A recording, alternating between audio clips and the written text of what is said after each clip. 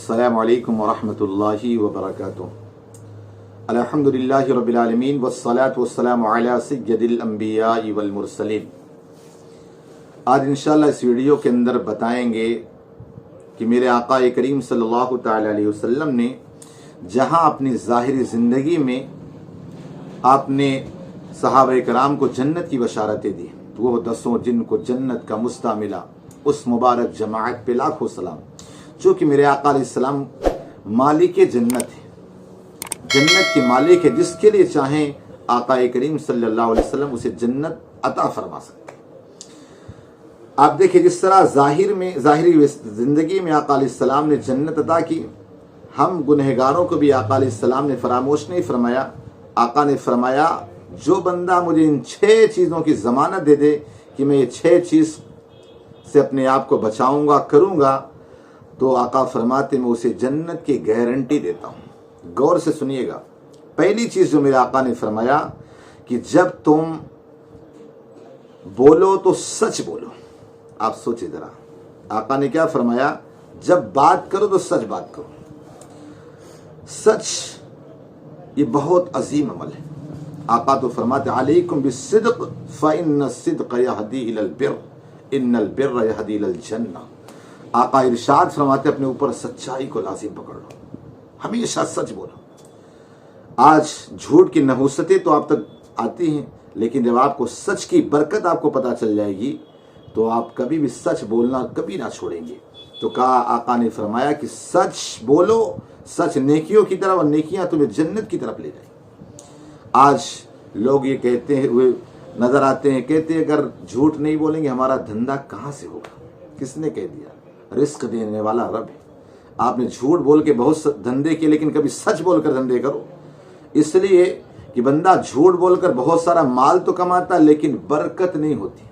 लेकिन आका इरशाद फरमाते, बंदा अगर सही तरीके से थोड़ा माल कमाए, अल्लाह ताला उसमें बहुत सारी बरकतें अता फरमाएगा। तो पहली चीज जो फरमाया मेरे आका अलैहिस्सलाम ने, सच बोलो। कोशिश करें कि हमेशा सच बोलेंगे। दूसरी चीज मेरे आका अलैहिस्सलाम ने इरशाद फरमाया, वादा करो तो पूरा करो। हमने किसी से वादा कर लिया कि मैं आपको ये दूंगा, मैं ये आपको ये पूरा कर दूंगा। अगर हमने किसी से वादा किया, उस वादे को पूरा करो, क्योंकि वादा खिलाफी करना ये ईमान वाले की शान नहीं। तो दूसरी चीज मेरे आका ने फरमाया कि वादे को पूरा करना। तीसरी चीज आका ने इरशाद फरमाया, जब तुम्हारे पास अमानत रखी जाए तो उसे अदा करो। किसी ने बंदे ने आकर आपके पास कुछ रकम रखी या कोई सामान रखा, तो उसके अंदर खयानत न करे। जिस तरह आपको ला के दिया उसी तरह आप वापस कर दें।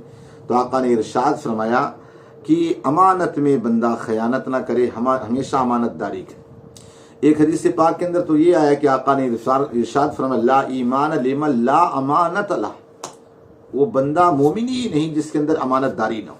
तीसरी चीज, जब अमानत आपके पास रखी जाए, कोई चीज रखी जाए, उसकी हिफाजत करें और उसी तरह उसको लौटाएं।